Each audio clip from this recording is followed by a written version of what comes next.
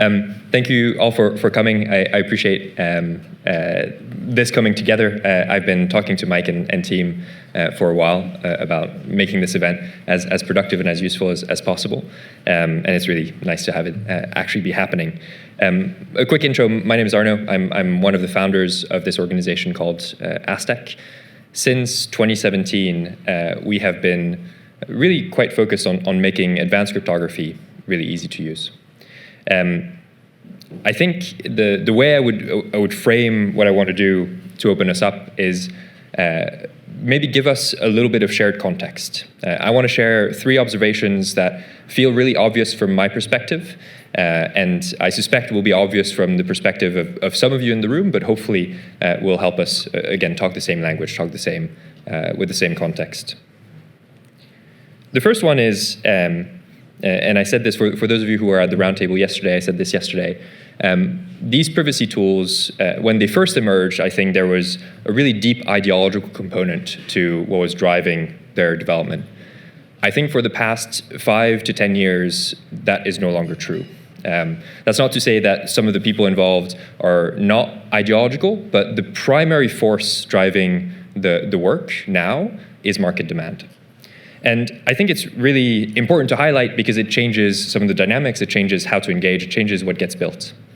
In practice, maybe I can talk about how we got started, how Aztec got started. We were not a cryptography company initially. If anything, I would describe us as really reluctant cryptographers.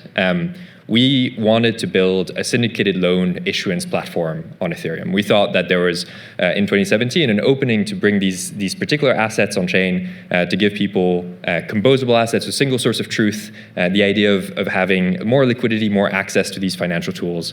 That felt quite appealing. And we went to these private debt funds, we built a platform. It felt very appealing to them too, these traditional finance players, until we started describing how Ethereum works. And the enforced transparency of Ethereum, basically, they kicked us out, right? There was no way that they were going to give every competitor, every potential customer, everyone in the world, full access to the term of the loans that they issue, their full portfolio, their trade patterns. That just cannot happen. So yeah, enforced transparency, the way public blockchains are built, no matter how appealing the benefits of blockchains can be, just meant that they could not use it, they were not interested anymore. This observation, we've realized over the past 10 years, generalizes, right? It is generally true that people do not want global, immutable, enforced transparency. That is not something that is that makes commerce, that makes life possible or easy. The benefits of some of the tools that are now getting traction, things like stablecoins or even things like tokenized assets, I do not think can accrue at scale if we are in a fully transparent system. And don't take my word for it. I'm obviously maybe a little bit biased. This is what we've been doing for a long time. But even Stripe, not a native crypto company, a pragmatic company, if there ever was one, they want to adopt blockchain. It's called Tempo, what they're currently building, or one of the things that they're building. And privacy features incredibly often in the papers that they've published, in the content that they've published. I think they realize that they cannot do what they do as a company now, offer payroll, offer payments without some quite strong privacy. So that's the first observation. These tools, these efforts, they're being driven primarily by market demands. They're no longer an ideological driven process. The second observation is you are most likely underestimating modern cryptography.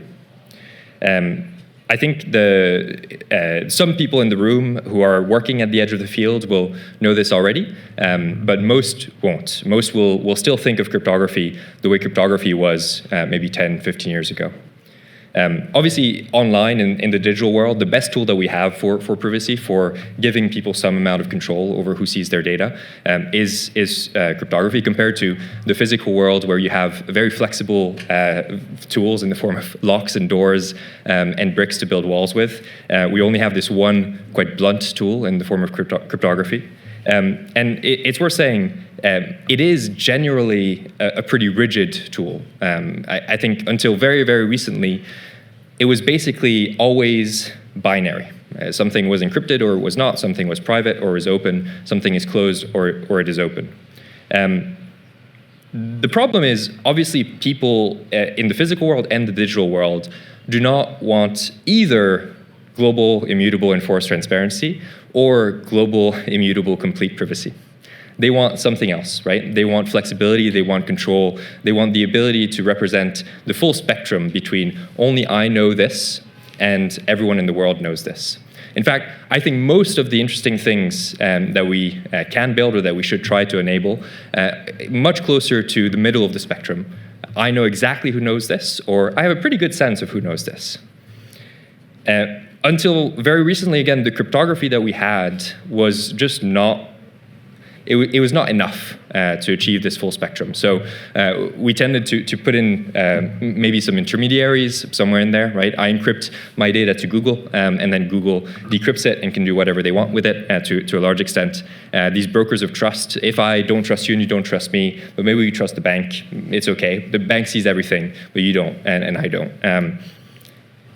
Unfortunately, again, the world has shifted, right? Like the world that is more and more digital or digitally mediated, a world that is really deeply networked, these intermediaries are no longer a good solution. For one, they become really fuzzy. It becomes really fuzzy where one ends and the other begins, which is a problem. I don't really know where my data is at any given time. And second, the complexity of the world means that there's just this proliferation of intermediaries that I somehow need to trust or evaluate. So intermediaries are no longer good enough, and thankfully, the driving force beyond just market demand, or because of market demand for cryptography research over the past decade and a half, has been to make cryptography more flexible, thankfully. More flexible, easier to use, more powerful.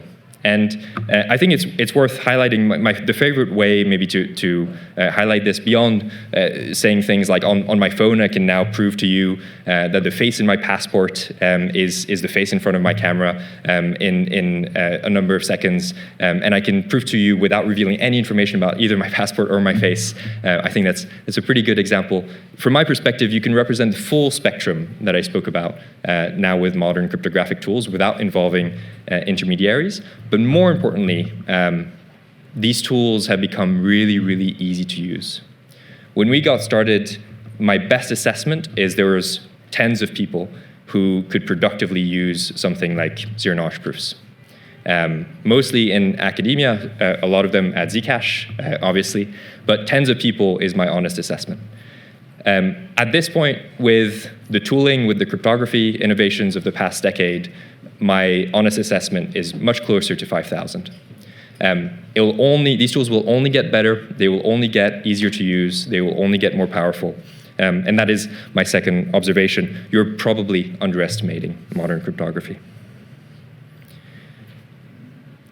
The final observation, and the one that I hope you all keep in mind most for this event especially, the deployment of these technologies is definitely going to be disruptive. By definition, they break a bunch of assumptions that I think a lot of regulators, a lot of companies have about how the world works or ought to work. They give people new powers, and they create new risks.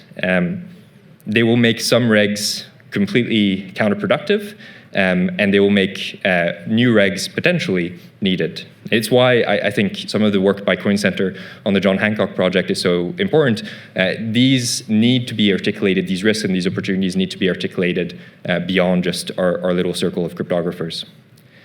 But it's also important for me to stress that if this is true, if the deployment of these technologies are accelerating, they're market-led, they're not ideologically led, so they have their own power, and it's going to be really disruptive. In practice, it matters a lot who does the deployment, where they do it, and how they do it. And that is my kind of final ask for everyone in the room. I don't think there's anything more important than finding ways to make the deployment happen in the right place, done by the right people, done in the right way. So that is why I think this event is so important. Hopefully, many more like this will happen over time. Hopefully, there's going to be ever more engagement, especially on the public sector, with the fact that these technologies are being deployed. But thank you all for coming, obviously. You're a core part of the conversation, and I hope you have a wonderful event.